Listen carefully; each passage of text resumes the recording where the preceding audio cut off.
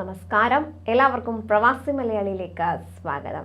GCC രാജ്യങ്ങൾക്ക് പുറമെ ഹയ്യ കാർഡുള്ളവർക്ക് multiple entry visa പ്രഖ്യാപിച്ചിരിക്കുകയാണ് ജോർദാനും.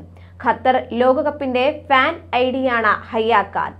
നവംബർ 1 മുതൽ രാജ്യത്തേക്ക് പ്രവേശനത്തിനുള്ള രേഖ കൂടിയാണിത്.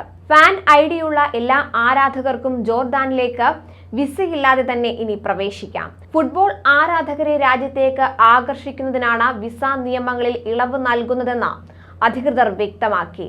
കൂടുതൽ ഫുട്ബോൾ ആരാധകരെ സ്വാഗതം ചെയ്തിരിക്കുകയാണ് ഖത്തറും.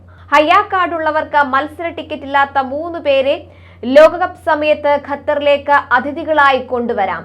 ഇതിനായി നിശ്ചിത ഫീസ് അടച്ചാൽ മതിയാകും.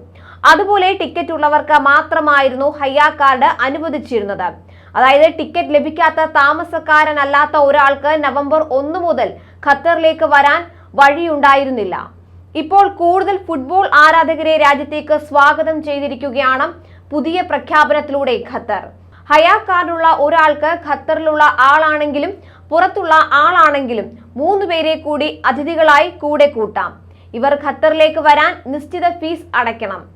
12 വയസ്സിന് താഴെയുള്ള കുട്ടികളാണെങ്കിൽ പ്രത്യേക ഫീസ് ഇല്ല.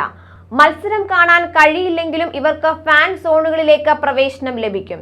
ലോകകപ്പിന്റെ അവസാനവട്ട ടിക്കറ്റ് വിൽപ്പന സമയം മുതൽ ഈ സംവിധാനം കൂടി ആരാധകർക്ക് ലഭ്യമായി തുടങ്ങും.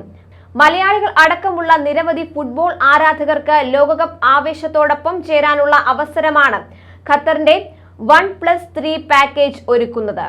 മാത്രമല്ല, ഫിഫ ലോകകപ്പ് ഫുട്ബോൾ മത്സരങ്ങൾ കാണാനെത്തുന്നവർക്ക് ഒമാൻ സന്ദർശിക്കാനും അവസരം ഒരുക്കിയിട്ടുണ്ട്.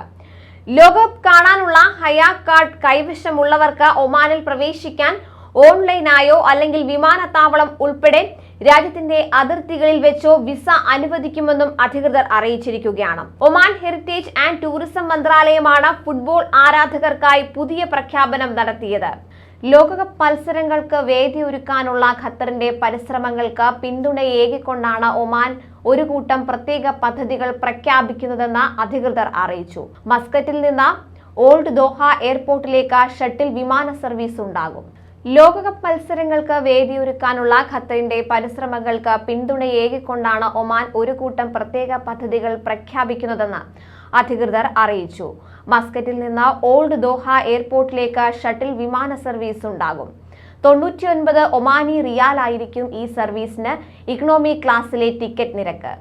ലോകകപ്പ് കാണാനെത്തുന്നവർക്ക് സൗദി അറേബ്യ സന്ദർശിക്കാൻ അനുമതി നൽകുമെന്ന് സൗദി അധികൃതർ നേരത്തെ തന്നെ അറിയിച്ചിരുന്നു. ഖത്തറിലേക്ക് വരുന്ന ഫുട്ബോൾ ആരാധകർക്ക് മൾട്ടിപ്പിൾ എൻട്രി വിസ നൽകുമെന്ന് UAE അധികൃതരും പ്രഖ്യാപിച്ചിട്ടുണ്ട്.